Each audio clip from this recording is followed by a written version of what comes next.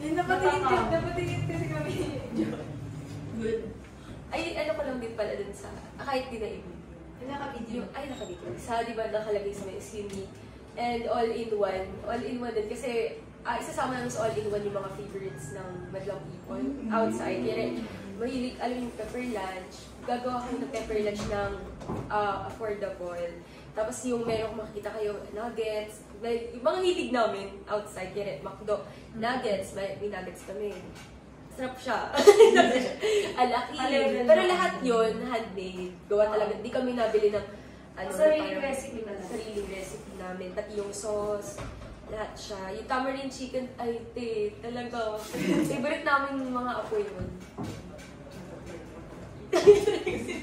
Kasi nilalabas lang dito yun kapag mga may occasion. Occasion kami. So sabi namin, ilabas siya, patikim namin sa customers. And yun nga, isa yun sa favorites ng customer. Lapea lovers. So, anong year po kayo na ano talaga, na-establish?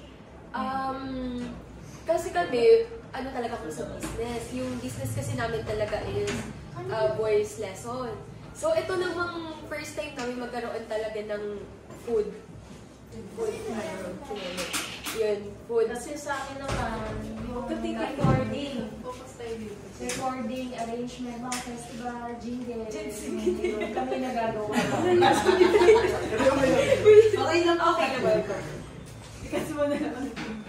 So, naisip na why not na expand namin sa ganito. I-open namin yung sarili namin sa ganitong business. So, ito pong business nyo, ngayong year lang po siya. Yes, this year. Pero yung start ng planning namin is last year. Hindi nga lang last year, parang hindi na inaano talaga na. Pero yung pinaka-established talaga na okay, talagang tuloy na namin to. Last year. Pero yung tinayo, this year. 2 months pa lang kami nag-operate. Tapos, sa second question naman po, familiar po ba kayo sa SOP? Familiar naman, pero yung SOP kasi namin, parang hindi siya fix, parang hindi siya klaro. Kasi, kami, parang, kasi to, parang family business na kami barista, cook kami din. So, parang ang nangyayari, kunyari ako, nag-handle ng social media. Tapos siya yung nag-handle ng financial namin, yung sa pera. Kuya ko naman, parang pwede rin ako pumunta sa financial, gano'n. Pwede rin siya pumunta sa social media. So, hindi kami parang fixed na parang dito ka lang, gano'n. Sa inventory, lahat din kami. And even yung mga employee namin kasi boyfriend ko, pinsan ko. Dapat nag-meeting kami lang. Involved lahat, gano'n. Pero meron din siyang, actually, yung kami, malaki din yung, niya, tulong, di ba? Na pati sila kasama, pati nga sa financially involved din sa kaya minsan nababawasan yung pera. Alam mo na sorry sir. Sabi taong blame na nagbibigay nito medyo. So for the next question po, how do you make sure that everyone who has to get involved in creating a SOP does so? So, paano nyo po namin make sure na lahat talaga kayo na na-mention kanina is involved po talaga? Kami kasi pag nagkakaroon kami ng planning and meeting, lagi kami meeting. Actually, parang every week talaga hindi pwedeng mawawala. Pero pag busy lang, ayun, parang may kulang lang. Pero ang ginagawa, hindi kami nag-start ng planning ng kulang kami. And lahat kami kailangan mag-yes or no. Kanyari, ito kami ganito, ito yung set up namin. Tapos, sabihin namin, kahit sa kanila, lalo na sa kanila kami, yun nandito sa harapan. Kasi kami yung nakaka-observe ng daily, talaga yung nangyayari dito sa cafe. Lahat sila parang, ikaw Jai, sa kayo ka ba? Ganon. Parang, kunyari sa comment, sasabihin ito, parang, kunyari may problem. Sabihin, ate medyo maaalat daw yung ano. So parang, kahit yun, kahit parang maliit na bagay, mini-meeting namin na parang babaguhin ba yung ganito, lalagyan ba ng toyo, ganyan, parang ikaw, okay ka ba, ganyan. Parang, tapos, magtitinta ulit kami, didigman namin lahat. Again. Lahat sila titikim din, gano'n. Lahat talaga yun. Oo, pero naman, kahit kasi siya hanggang this month, ito next month. So yung ganun din naman yung gusto namin gawin sa magiging future, ano namin, barista talaga. Ano, parang involved din talaga siya. So for the next question naman po, can you please explain po the flow of operation? Yung simula sa pagpasok po ng employee hanggang po sa paglabas po. Usually naman, pag nag-time in sila, madalas kasi nilang ginagawa, katulad dito, pag wala pang tao, na prepare ng mga kailangan gamitin mamaya, sa mga fruit tea, gano'n nagagawa na, nag-i-imbak na, tapos yung mga coffee. Yun. Kasi minsan pag dumami ang tao dito, lalo na pag isa lang yung barista, minsan natatambakan ng orders. Siyempre, hindi naman kaya na lahat yun on the spot mong gawin. Diba? So, minsan, nag-i-imbak na rin ng coffee for iced coffees, gano'n. Pero lang sa mga hot, yun. Sa mga hot kasi namin, yun talaga yung mga on the spot na nagawa yung coffee. Ayun. Tapos hanggang sa makauwi sila, yun. Usually, pare-pares naman ng routine. Ilan po yung employees? Kami din. Oo, kasi pero pinaka namin, sila talaga dalawa. So, si Jeds, ano siya, nandito na siya ng 1 p.m. 1 p.m. tapos hanggang matapos na. Siya naman is 5 p.m. hanggang matapos. Since boyfriend ko nga, so dito lang din naman sila. Pero, syempre, pag nagkaroon kami ng talagang barista, yung pinaka talagang oras ng barista. Ng working hour. Anong hours po kayo operating hours? 1 p.m. to 11. Pero pag Saturday, extend kami until 12. Dati is 9 a.m. Pero since ang 9 a.m. kasi namin, syempre nagbubukas kami ng aircon. Ganun. Sobrang mahal na ngayon, sobrang mahal na talaga ng kuryente. Yung 9 a.m. namin, parang usually yung mga morning customers namin, puro pick up lang, puro delivery. Parang ilan man talaga yung nagda-dining. So, na-realize namin na parang sayang yung kuryente kung puro ganun yung setup. Diba? So, ang ginawa namin is 1 p.m. na to onwards. So, for my next question, ano po yung process or trabaho dito sa loob ng establishment na tumatagal po and how do you solve it po? Actually, para sa akin, ang tumatagal lang naman is yung preparation. Hindi na siya super tagal no? Oo. Hindi siya super tagal na preparation na, siguro yung paglilinis na lang. Paglilinis, kasi, kailangan talaga niya ng everyday. Ayun, kailangan morning, linis. Pagdating ng evening, linis pa din. Tapos yung preparation naman ng mga coffee, ayun, yung pagkakalibrate ng machine. Ayun yung pinaka, namin ngayon, parang pinaka matagal siyang i-operate pala yung calibrate ng machine. Kasi kailangan tama yung timpla mo ng kape, yung lasa ng kape. Bawal siya masyadong matapang, matamis, ganito, ganun. So, ayun yung pinagpo-focusan namin ng time talaga ngayon, as of now. Pero yung food naman kasi, since naka-frozen naman siya. Yung iba frozen, yung iba talagang, mismong oras talaga. Lahat kasi ng mga specialty namin, marinade. Except yung mga carbonara na talagang medyo talaga matagal siya. Ginagawa na ako. Yun yung, actually, yung parang minsan, hindi man nare-reklamo ng hindi man nagre-reklamo yung customers, pero parang pa-follow up po, parang gano'n. Yung carbonara, kasi nga gusto namin is fresh. Matrabaho kasi. Medyo matrabaho yung carbonara. So, for the next question is, kapag po busy or peak hours po, paano niyo po na-manage yung beach staff, restaurant staffs, and paano po kayo nagko-communicate? Toka-toka. Halimbawa, sa mga orders. Sa mga coffee, siya yung gagawa, ganon. Tapos sa mga fruit tea, may nakatoka din, ganon. Para mabilis, lahat talaga tulong-tulong. Hindi yung sa isang order, nakafocus yung dalawa. Ganon. Tapos minsan nagkakaroon sila ng teamwork, kunyari, super dami. Kaya, ito yung cup. Lalagyan na niya ng coffee lahat ng cup. Tapos ang gagawin naman ng isa, siya naman yung ang ano kasi namin, ang medyo matrabaho pala namin is yung frothing ng milk. Diba sa iba is, ang ginagawa nila, milk, coffee, done, gano'n. Ang ginagawa kasi namin sa milk namin, pinofroth namin like mano-mano talaga. Oo, ano? Para mas creamy siya. So, ayun.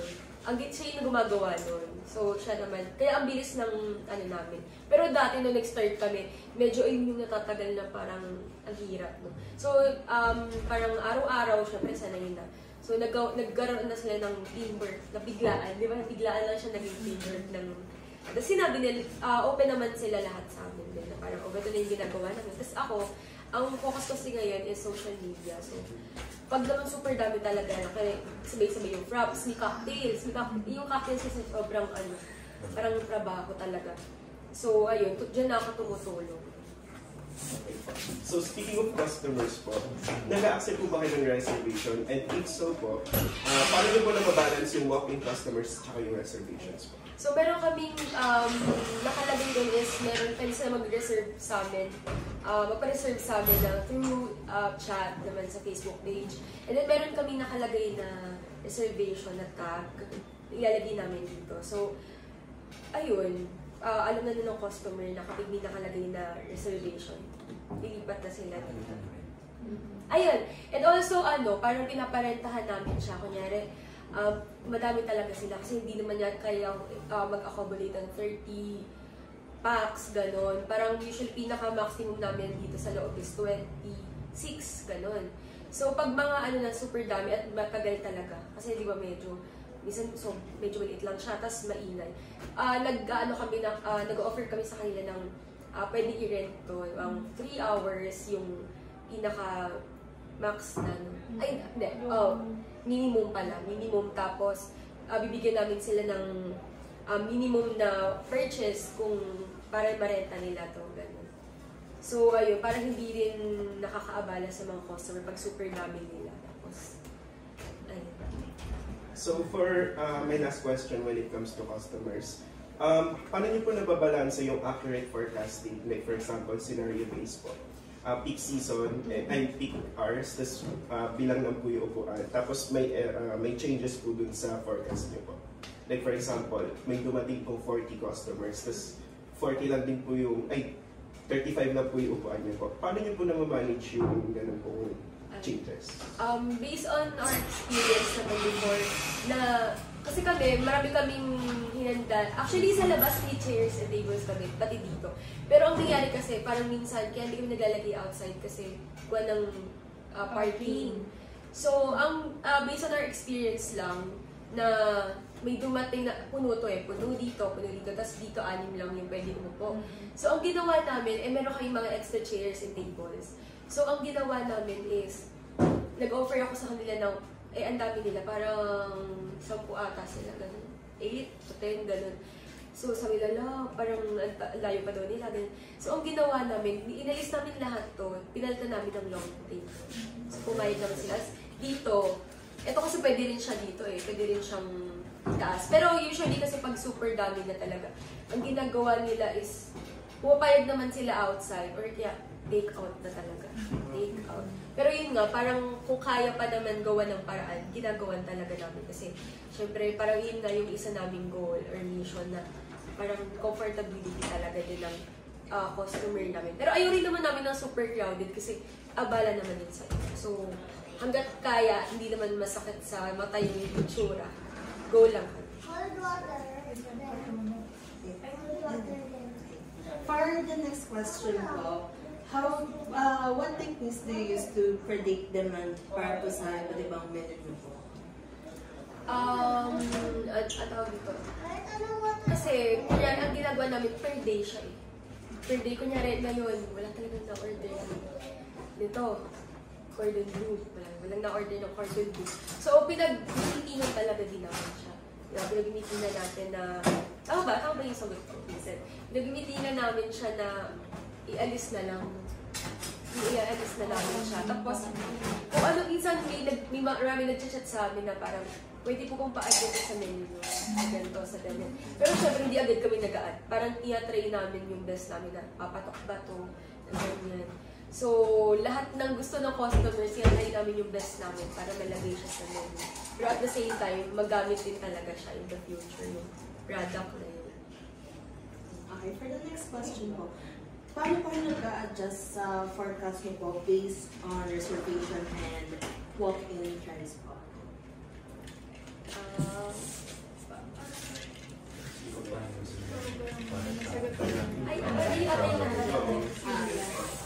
So, next question po is, how do you maintain good partnerships with your suppliers po? Ikaw at Sa image ko like this. suppliers naman, kasi iba kasi din ang hawak ng suppliers eh. Kumbaga sa milk, iba sa syrups, iba din. So siguro, ano ba?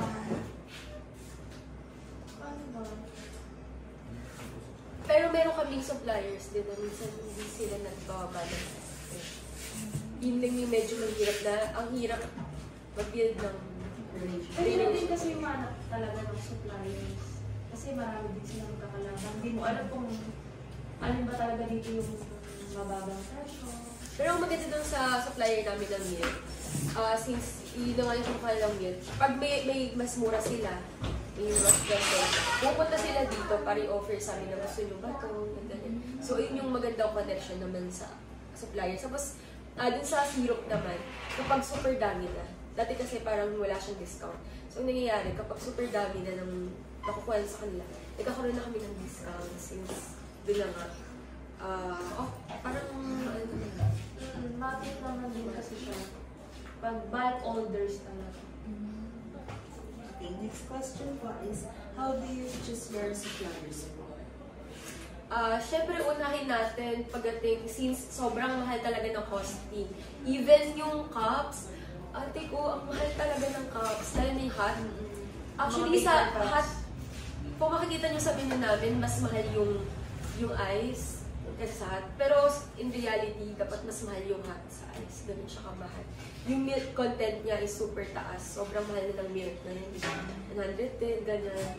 Yung isang ganun ng milk. So, isang ilan lang yung magagawa pag sa hot. Super mahal talaga niya. Tapos, tawag dito. Ang isang ulit ko na po. Nawala pa rin yung kwento ko na Paano po na choose yung suppliers mo? Ayun. Siyempre yun nga, uunahin namin kung sino yung pinakamura.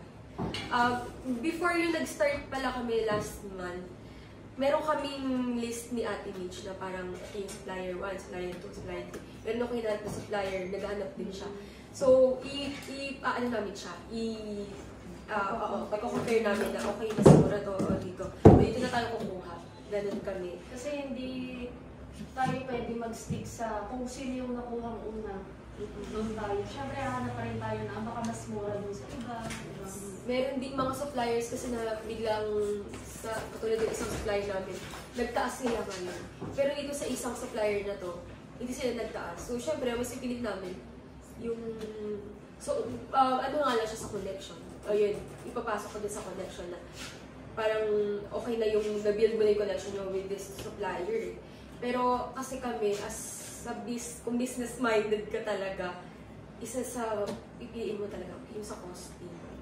Yun, sa costing talaga yung number 1 sa supplier. And especially yung pag-accommodate sa amin.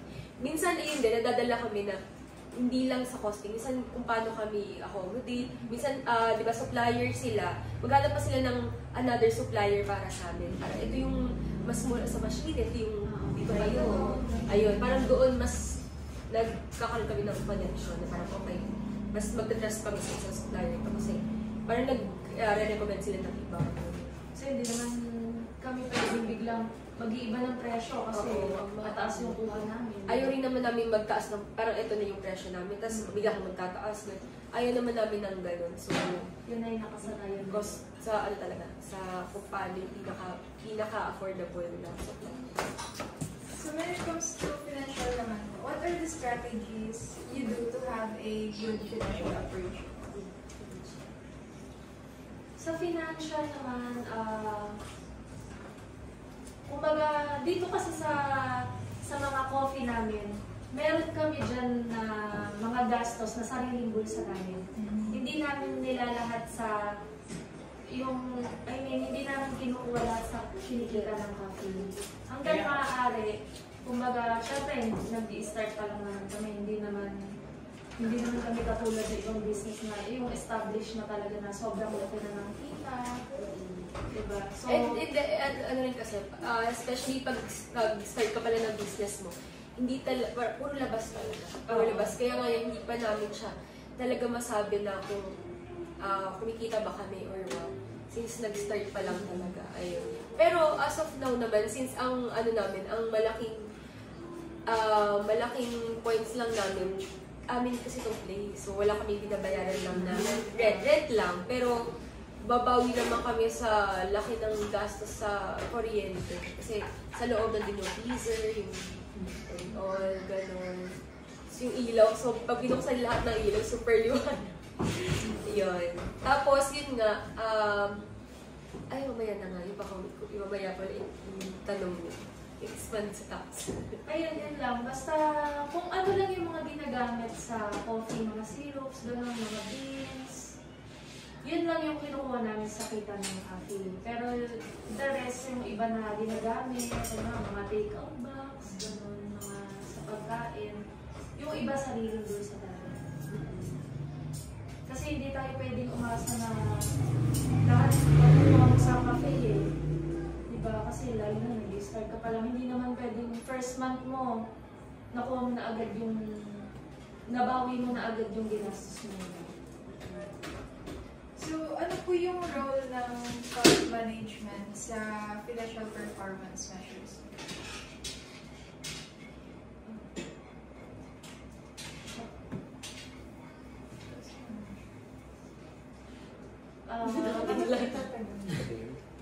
Ano siya, ano yung role ng cost management sa financial performance? Siguro yung parang pag-cost ng ano ba ito parang? Yung parang pag-cost ng yung parang mag-hosting, tapos yung financial performance, kung ano ba siya siguro. Kung sumasakto, ganun, kung siguro, yan ganun siya. Bali sa costing naman namin, tinatama naman namin siya sa Hindi naman namin siya sobrang tinataas. Yung talagang, talagang affordable pa rin ang cost. Pero, inaano kasi namin, ngayon kasi, since napakamahal na ng electricity, isa sa costing namin is yung aircon. Kasama siya. Pero hindi siya parang, kung bago kasi 6,000 kunyari yung aircon namin, i-cost namin, hindi. Parang isasama namin siya yung comfortability din kasi ng tao. Na di ba baka sabihin, yung iba kasi sabihin nila parang, bakit mas mahal sa kanila? Yung iba is kaya wala silang aircon, wala silang ganito. So, mas mababa talaga. Kunyari yung sa booth, kasi balak lang dati booth lang eh. Wala siyang mga binabayarang rental expenses, and electricity na malaki. Ganun. So, isa talaga ngayon sa mga business owners na kasama talaga nila yung electricity, ganun. So, kaya... Sa ambience, kasi yung mga customers na demanding eh, gusto nila yung maganda, di ba? Yung maganda sa, maganda sa paningin, maganda tambayan, diba? Yung comfortable nila dun sa place na yun. Okay, next question po is, how do you gather and analyze customer feedback to improve service quality po? Ayun, as I mentioned then earlier na yun nga parang kami yung parang front desk. Ako kasi kahit social media, minsan nakatambay ako.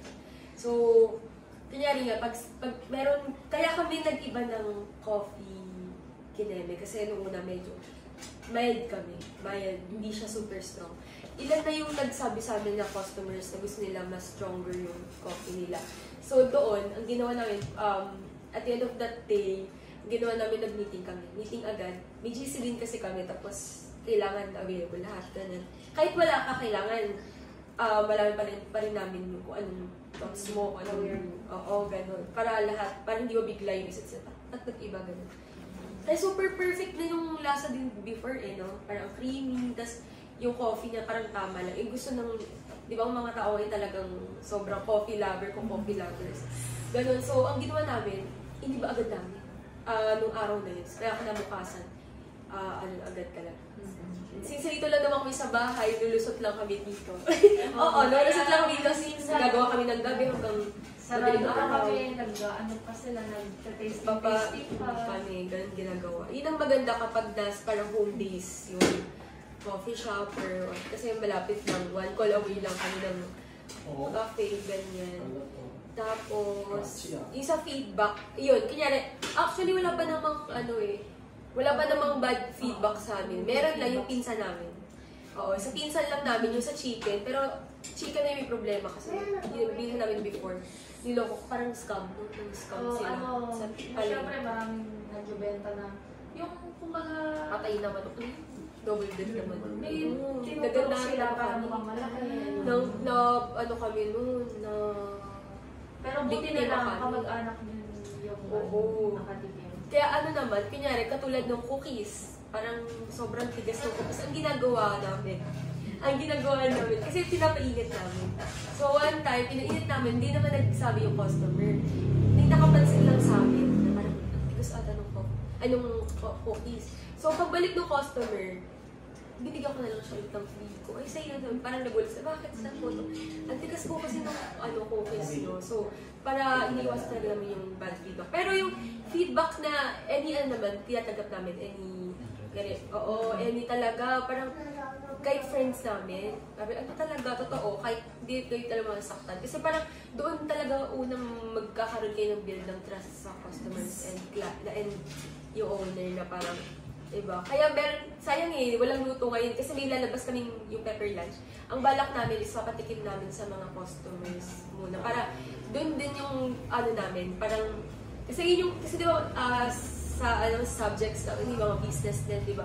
So yung natutunan ko din na tawag daw kailangan parang open kayo sa customer. Kaya yung bago namin ilabas yung pepper lunch, papatikim namin, kaya maalatan sila. So at least, before namin sila i-release, parang alam na namin yung Hindi lang kami nagbe-base sa sarili namin ang lasa. Kaya minsan ayaw nga namin yung side ng customer. Gusto nila, sige.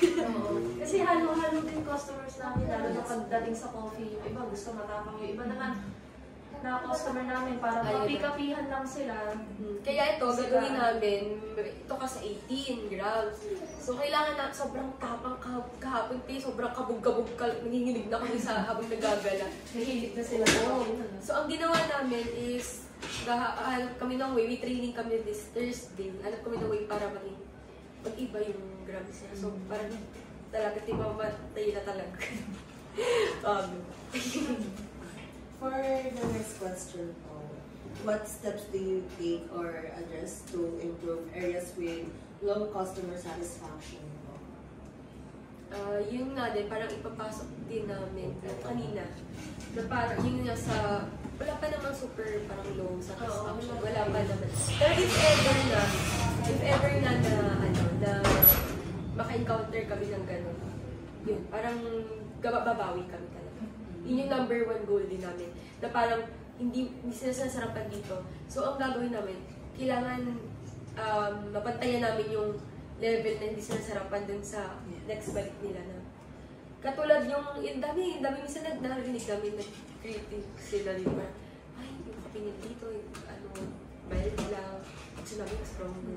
So, yung namin is, ginagawa talaga namin. Paraan talaga. Sa araw na to.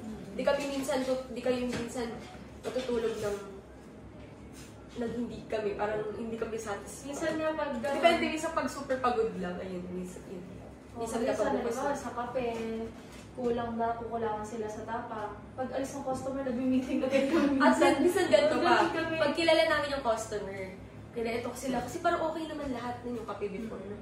Pag alam namin ito yung nagreklamo na gusto niya matapang. Kaya minsan, pag siya yung may bili, nagdagdagan mo yung yung coffee. Ayun. Kasi para masatisfy yung, yung customer talaga. For my last question po, how do you ensure that your staff is continually developing their skills and knowledge? Ano talaga, ang tawag dito, meeting talaga. Kunyari, meron silang part na week doon sa part na yun. So, sasabihan namin na parang, kung di mo kaya, ganun, kailangan kayanin. Joke lang. Ayun, parang kung di nila kaya, parang Pwede nagawa naman ka magsabi. Pwede yung magsabi. Ganun. Tapos, Open naman kami. open naman. Ganun. Kaya may problema sila, di ba? Ako. Ito, may problema sila. Yan. So, sabi ko, open nyo lang. Nagawa namin ng paraan. Ganito, kung ano bang gusto nyo mangyari sa buhay nyo. Ganun. Pero may as of training now, wala naman sila. Yes, nag-training kami before kami mag-open. Pero home-based. Pinapunta namin dito. Tapos, sa Thursday, may another training no, sa latte art naman. Ayun. So for my question, ano pong ginagamit nyo to monitor the quality service delivery? And also, if merong, paano nyo po madadivert yung bad customer experience po? And if meron po, and if, di ba ako, nagkaroon po.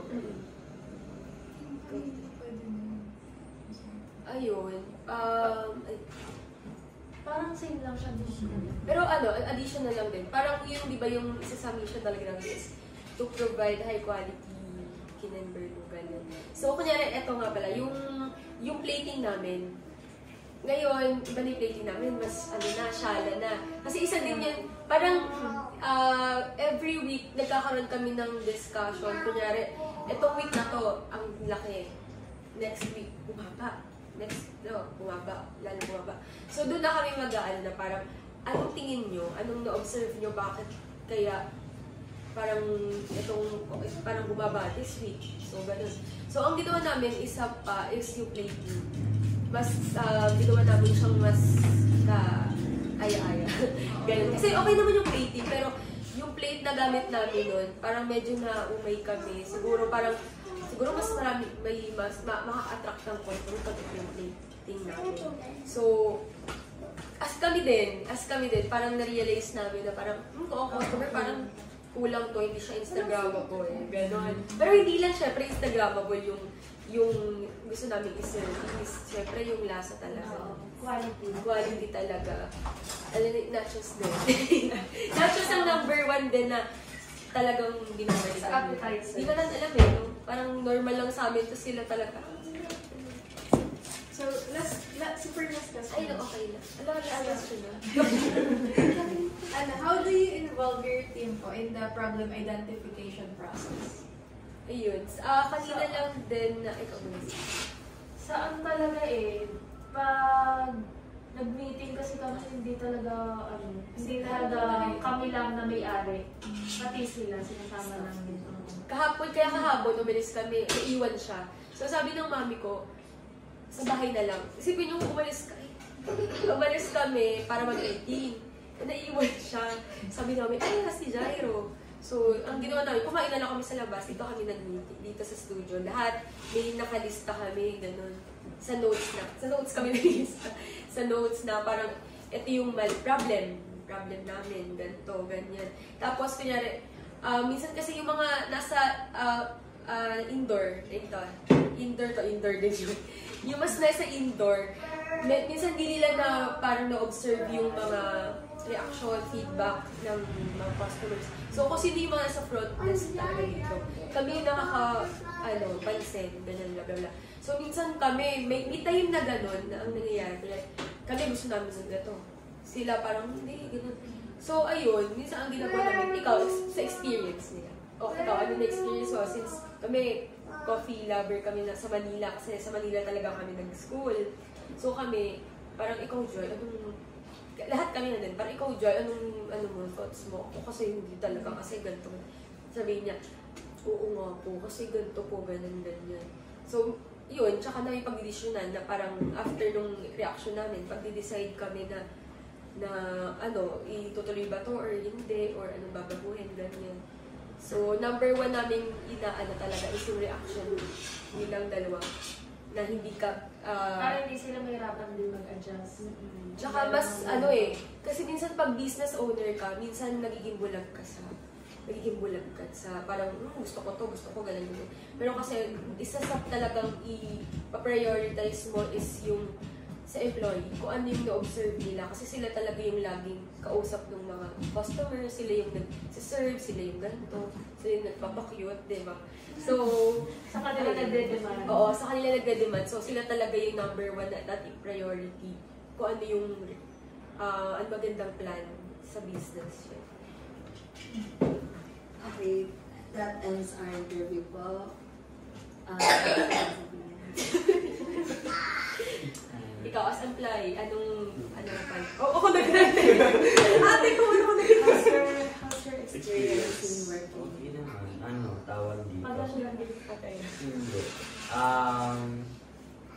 Naka-overwhelm na kapag madaming customers. Ganun. At Pero, may time siya na wala ako pala yun. Wala si Jens. Siya lang mag-isa ng painter yung sobrang dami. At pero pag okay naman yung makeup, parang kaya. Hindi totoo. Totoo yun. Ayaw ko yung kahit apat na inumin. Basta plakado.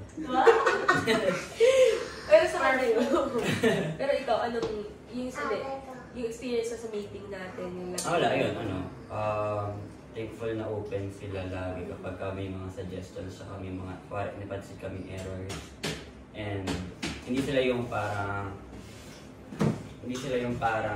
tawag dito yung gusto nila yung kanila yung masusunod ganun. Kasi nga, nakikinig sila sa suggestion. Pati sa mga parang, parang collective voice ng mga tao. Kanari, like, madami ng demand for mas mataas nga na percent ng caffeine, ng parang. And even yung cups namin, ngayon, nag-release na kami ng mas upsize.